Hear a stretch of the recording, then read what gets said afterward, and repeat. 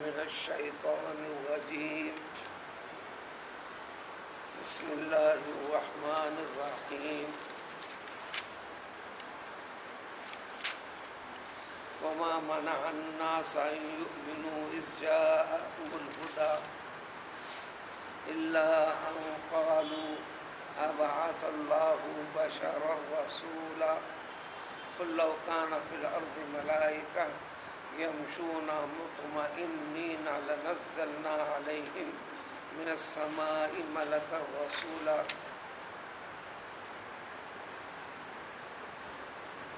اس آیت سے پہلے کی چند آیتوں میں دین کی مخالفت، اللہ تعالیٰ نے اپنے دین کو جس کے ذریعے سے پیش فرمایا، پیغمبر صلی اللہ علیہ وسلم کی مخالفت، آپ کی نبوت کا انکار اور آپ کو اس کام سے روکنے باز رکھنے کے لیے جو تدابیر اختیار کرتے گئے، ہر قسم کی کوشش کر لی گئی، آخر کار میں کئی چیلنجز نام کی چیزیں پیش کر دی گئیں۔ اگر یہ حق ہے تو آپ آسمان پر چڑھ کر جا کر آ کر بتائیے، ہم دیکھتے رہیں گے، ہماری نظروں میں آپ آسمان تک چڑھتے ہوئے جانا، پھر وہاں سے ایک صاف صاف وضاحت کے ساتھ لکھی ہوئی کتابی شکل میں لے کر آنا، ہم پڑھیں گے، جس میں یہ وضاحت ہونی چاہیے کہ یہ اللہ تعالیٰ کا کلام ہے، یہ محمد اللہ کے رسول ہیں علیہ السلام۔ کسی نے یہ کہا سارے مکے کے آبادی سے جو پہاڑوں کے اوپر ہے، پہاڑی علاقہ ہے، اونچ نیچ ہے، بغیر ندی نالے کے ہے، سارے پہاڑوں کو ہٹا دیجیے، آپ ہموار کر دیجیے، قابل زراعت و کار زمین کر دیجیے، ندیاں نالے بہا کر بتا دیجیے۔ کسی نے کہا آپ اپنے لیے خالص سونے گولڈ کا ایک محل بنا لیجیے، آپ اپنے آپ سے فخر و فاخر کو ہٹا کر بتا دیجیے۔ ان تمام چیزوں کی تفصیلات گزری، اب اس سے جڑا ہوا مفہوم یہ اسی وقت تک جوڑنا نہیں ہے، اسی لیے قرآن میں اس حصے کو باقی رکھا ہے اللہ نے۔ قیامت تک اس جیسی کیفیت، اس جیسی سوچ اور فکر، اس کو ثابت کرنے کا ایک ہی طریقہ ہے، جو طریقہ پیغمبر صلی اللہ علیہ وسلم نے اور آپ کے صحابہ کرام رضوان اللہ تعالیٰ اجمعین نے ثابت قدمی کے ساتھ، امانت اور دیانت داری کے ساتھ، صداقت کے ساتھ، وعدہ وفائی کے ساتھ، معاملات میں دیانت داری کے ساتھ۔ دین اسلام کیا ہے؟ اللہ تعالیٰ کو بنیاد بنا کر، اللہ کے حکم کو مان کر، اللہ کی دی ہوئی زندگی کو اس کے اصول کے اوپر ڈھالنا اور چلنا۔ اسلام کسی چیز سے روکتا نہیں، پیدا ہی کیا ہے، دنیا سب کچھ رکھا ہے، دنیا کی ہر چیز انسان کے لیے جائز قرار دیا ہے، لیکن طریقہ غلط جو ہے اس کو منع کیا۔ کسی ایک چیز سے روکا ہے تو اس کے متبادل چیز دی ہے، طریقہ اور ڈھنگ بتایا۔ دشواری مشقت والی کسی بھی چیز کو نہیں دیا ہے، انسان کے بس میں طاقت میں جو ہو سکتا ہے اتنا ہی کروایا ہے۔ پھر یہ طاقت مختلف ہوتی ہے تو اس کے لیے احکام بھی مختلف کر دیے۔ الغرض تو اللہ تعالیٰ کا ارشاد ہے، یہ تمام کے تمام منکرین کے لیے ایمان لانے سے، ہدایت کے راستے پانے سے کیا چیز روک رہی ہے؟ کیوں حق کو مانتے نہیں، قبول کرتے نہیں؟ اب اس زمانے میں تو بڑا دشوار ہے، مسلمانوں سے جڑا ہوا طبقہ خود اپنی اسلامیت کے اظہار کے لیے جمعے کو جمعہ نماز پڑھ لیا، کبھی آخر وقت میں آیا نماز کے لیے، سلام پھیرنے کا انتظار کرتا رہا، بھلے 2 منٹ بھی تاخیر ہے، سوچنے لگا سلام پھرنے میں تاخیر کیوں ہو رہی، نماز کی تلاوت میں اتنی طوالت کیوں ہو رہی، سلام پھیرنے کی دیری، جو ہی تیزی کے ساتھ نکل کر مسجد کے سیڑھیوں کے باہر ختم جب تک نہیں رکھتا اس کو اطمینان بھی نہیں ہوتا۔ یہ کیا کیفیت ہے؟ یہ کیوں لگا وہ نہیں؟ جبکہ اللہ تعالیٰ اللہ کے رسول صلی اللہ علیہ وسلم نے بتلایا مسجد میں بغیر عبادت بغیر تلاوت کے بھی خاموشی کے ساتھ بیٹھے رہنا عبادت، مسجد میں بیٹھ کر بھلے چند آیتیں صحیح تلاوت کرنا سب سے اچھا، خاموشی اختیار کرنا عبادت۔ چلو مسجد میں مل گیا دوست، اس سے چند باتیں کر لی جائیں، کی ہوئی عبادت ناکارہ باطل۔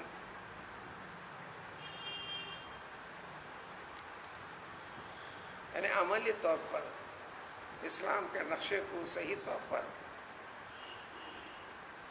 خود مسلمان پیش نہیں کر رہا اور نہ اپنے آپ کو ڈھال رہا ہے۔ شرپسند طاقت اسلام اور مسلمان کے خلاف ہے، اس کا واحد جواب ہے ان طاقتوں کا کوئی یہ نہیں ہے، دوش نہیں ہے، غلطی نہیں ہے، اس لیے کہ قدرت نے اس کے اوپر بٹھایا انہیں، وہ ذرائع اسباب آسان اس نے کیا۔ اس وقت کی دنیا میں بت پرستی کے لیے چپے چپے پہ عام کر دیا تھا نمرود نے۔ اللہ نے فرمایا کہ انا آتا اللہ الملک، یہ اقتدار، یہ بادشاہت، یہ طاقت قوت جو سیاسی اعتبار سے دنیا اور دنیا والوں پر بھاری بھرکم پڑنے والی کون دیے تھے؟ ہم نے دیا تھا۔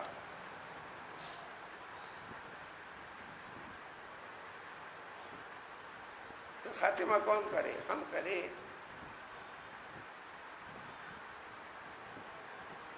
اس کو زوال پذیر ہونے کے اصل ہتھیار ایمان، ایمانی طاقت اس کے بتائے ہوئے طریقوں سے جڑے ہوئے ہیں۔ قدرت یعنی رب العزت آگے بڑھاتے ہیں۔ بس یہ لوگ یہ کہتے ہوئے ایمان سے رک گئے، اس وقت مشرکین مکہ تھے۔ تو آج بھی اس دنیا کے اندر مسلمانوں کے ذریعے سے اسلام کی شبیہ، شکل، صورت عملی طور پر پیش نہیں ہو رہا ہے۔ کوئی اخبار خالی نہیں روزانہ کا، چوری ڈاکے میں نام، خاندانوں میں جتنے خاندان ہیں، سید فلاں کا بھی نام ہے، شیخ فلاں کا بھی نام ہے، فلاں فلاں کے نام ہے۔ چوری میں، عصمت ریزی میں، ڈاکہ زنی میں، بے وفائی میں، کاروبار میں دھوکہ فریب دینے میں، حتیٰ کہ مختصر محدود زندگی، گھریلو زندگی کے اندر گھریلو افراد کے ساتھ بھی اخلاق کا رویہ نہ پیش کرنے میں عام طور پر اللہ ماشاء اللہ کہیں نہ کہیں روشنی ہے۔ پہلے لاکھوں میں ایک ہوتا کیوں نہیں، تب کوئی اللہ نے باقی رکھا۔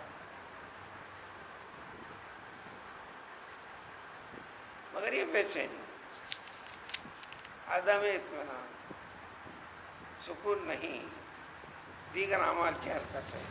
تو یہ لوگوں کا یہ ہے کہ جب ہدایت آ گئی، قرآن آ گیا، ساری وضاحت کی چیزیں آ گئیں، تو پھر قبول کرنے سے انسان کو انسان بن کر پیدا کرنے والے کے بتائے ہوئے طریقے پر یہ محدود زندگی گزارنے سے روکنے والی کیا چیز ہے، تو بنیاد بنا لیا انہوں نے ابعث اللہ بشرا رسولا، ایک انسان کو جو ہمارے جیسا ہے، ہم جیسا یہ پیدا ہوا ہے، ہمارے جیسے خاندان گھرانے، ان کا بھی خاندان گھرانہ ہے۔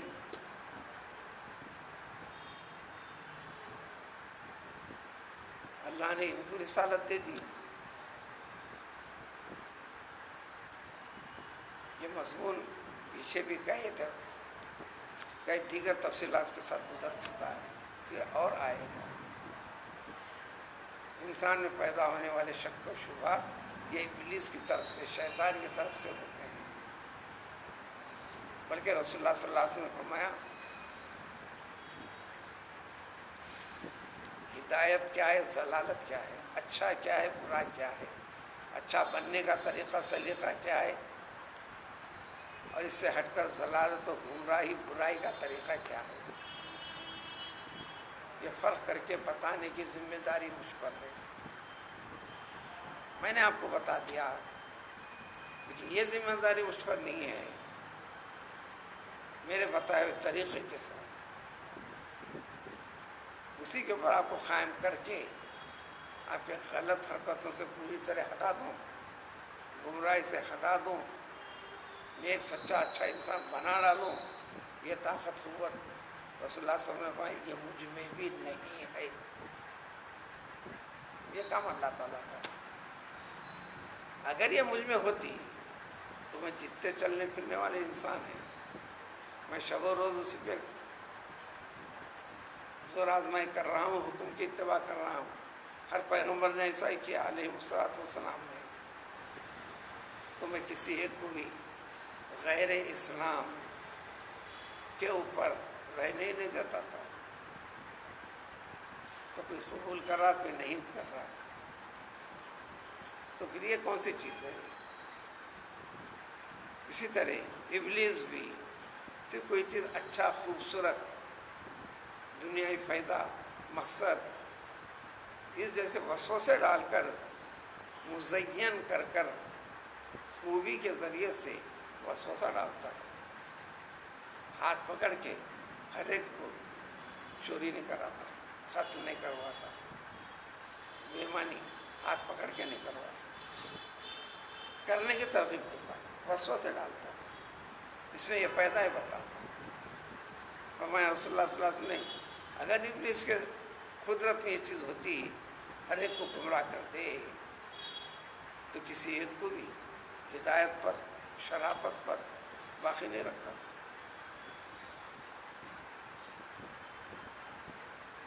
اس کا کام سے وسوسے ڈالنا اور وسوسے ڈال کر یہ برے انسان بری سوسائٹیز یہ برے طریقے اس کے ساتھ جوڑنا، ہاتھ پکڑ کے نہیں جوڑتا. اس نے فرمایا کہ اے پیغمبر وضاحت کر دینا، یہ بتا دینا آپ کی ذمہ داری. انما علیک البلاغ لست علیہم بمسیطر. زبردستی ڈنڈا گھوڑا ہتھیار لے کر کان پکڑ کر اسی پہ جوڑے رکھنا یہ آپ کی ذمہ داری نہیں. لست علیہم بجبار.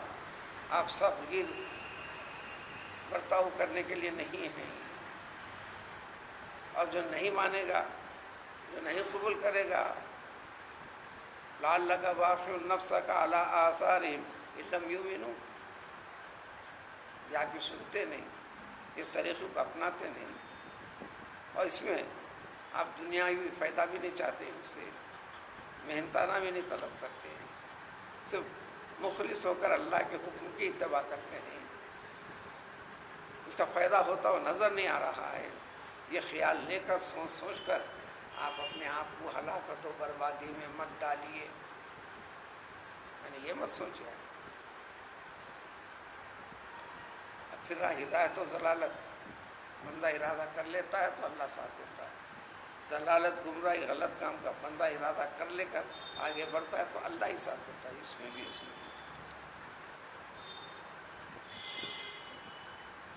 آگے وضاحت ہے کہ وَلَا يَرْضَى لِعِبَادِهِ الْكُفْرَ سورہ فرقان میں. لیکن اے انسانوں اتنی بات سمجھ لو، یہ جو غلط راستے کی طرف جو ارادہ کر رہے ہو تو اللہ ایسے بندے سے راضی نہیں. اس لیے کہ کائنات کی ہر چیز آپ کے قدرت کے بغیر ہو ہی نہیں سکتی. پتا بھی درخت سے گرنا ہے تو اللہ کے ارادے کے بغیر حکم کے بغیر نہیں گرتا.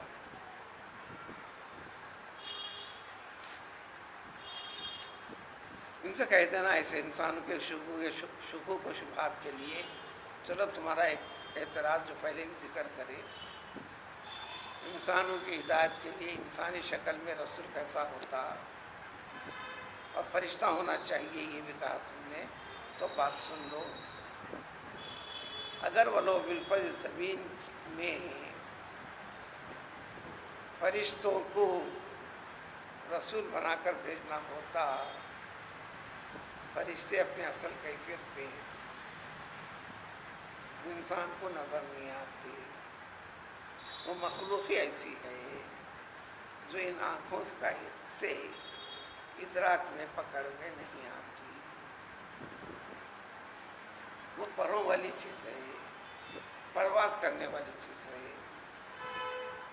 اگر انسانوں کے لیے بھیجتے تو ان کے لیے شکل بدلنا، تاکہ دیکھتے انسان ہیبت کھا کے مر جائے گا۔ تو تمہارے جیسا دو پاؤں سے چلنا پڑتا، اطمینان سکون کے ساتھ اٹھتے بیٹھتے ہوئے نظر آنا پڑتا، تو لہذا ہم ان کے اوپر آسمان سے فرشتوں کو بھیجتے تھے رسول بنا کر، لیکن انسان اپنے جیسے انسان سے مانوس رہتا ہے، سنتا ہے، یہاں سننے سے پہلے ہیبت طاری ہوتی ہے اس کو، لہذا سب سے پہلے خدا آپ صلی اللہ علیہ وسلم سے، سچے پکے اچھے مضبوط ارادے والے مسلمان سے، یہ وسوسوں کو چھوڑ دو، یہ وسوسوں کو چھوڑ دو، اتنے وسوسے پیدا ہو رہے ہیں۔ بالکل اسی وقت پہ کل تعلیم یافتہ، دین سے آراستہ، کڑھائی پاک کے کموں میں ہر لفظ کے معنی مطلب سے واقف معمر عورتوں کی جماعت میں دوران تفسیر یہ گفتگو سنا، ایک دوسرے سے کہہ رہے ہاں کیوں نہیں ہوگا، جب بولی دل میں اعتراف دے دیتا، لاکھوں روپے خرچہ کر کے شادی کرتے ہیں، مہر وہ بھی تھوڑا سا واپس کر دیتا، تو گئے شیطانی وسوسے کے اندر آ کر موافقت میں حکم خدا بندی دین کا طریقہ اس کو ایک رکھ کر دنیا والے دنیا داری کے جو طریقے بتاتے چل رہے ہیں، جو بحث مباحثے چل رہے ہیں، اس میں ہاتھ سے ہاں میں بھی سوچنے لگے، بس اللہ کا ارشاد ہے، دیکھو اتنی بات یاد رکھو، اللہ تعالیٰ کیا حق ہے کیا باطل ہے، کیا سچ ہے کیا جھوٹ ہے، اللہ تعالیٰ گواہی دیتے ہیں، آپ خود اللہ فرماتے ہیں کہ کہہ دینا ان لوگوں کے سامنے کوئی دلیل مانتے نہیں، ہمارے اور تمہارے درمیان میں اللہ گواہ، جو طریقہ ہے حکم خدا بندی کا وہ حق ہے، انسان اس میں ٹیڑھا پہلو نکالتا ہے، یہ انسان کا ٹیڑھا دماغ ہے، شیطانیت ہے، ضلالت ہے، گمراہی ہے، اللہ کے رحمت سے دوری کا طریقہ ہے۔ یہ کہہ کر انہ کان بعبادی خبیرا بصیرا، ہر انسان اللہ کا بندہ ہے، کون حق پر ہے کون باطل پر ہے، کون اللہ کی اطاعت اور رضامندی کو بنیاد بنا کر اپنی زندگی پہ جمنا چاہتا ہے، عقیدہ بنانا چاہتا ہے، جو نہیں رکھتا ہے، تمہارا ہر ایک بندے کے اس کیفیت سے پوری طرح واقف ہے، اسی کے مطابق یہ ہوگا، اور جو سدھر جائیں گا سمجھو کہ اللہ تعالیٰ جب ارادہ کیا تو اللہ نے ہدایت کے راستے اس کے لیے آسان کر دیے، اور جس کے لیے آسان کر دیے وَهُوَ الْمُهْتَدِ، یہی ہدایت صحیح راستے پر قائم ہے، زندگی صحیح اس پر چلا رہا ہے۔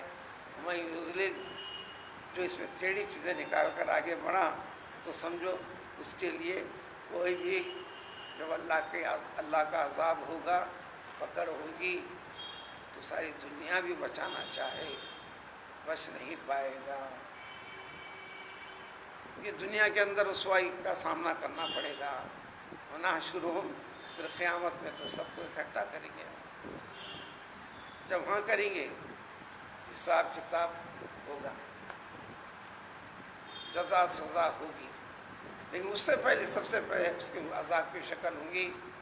جب اٹھائیں گے اندھا رہے گا، دکھائی نہیں دے گا، بہرا رہے گا، سنائی نہیں دے گا، گونگا رہے گا، جبکہ زبان میں کہنے کی طاقت نہیں رہے گی.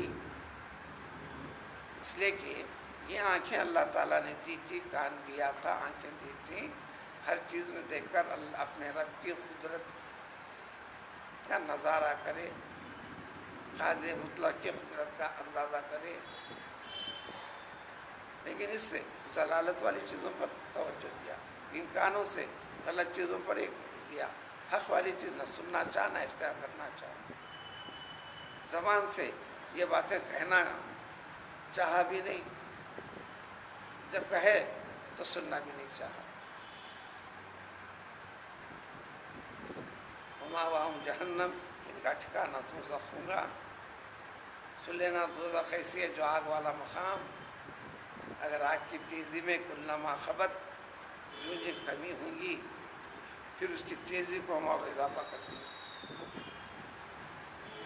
دوسری جگہ وضاحت ہے، یہ چمڑی جل جائے گی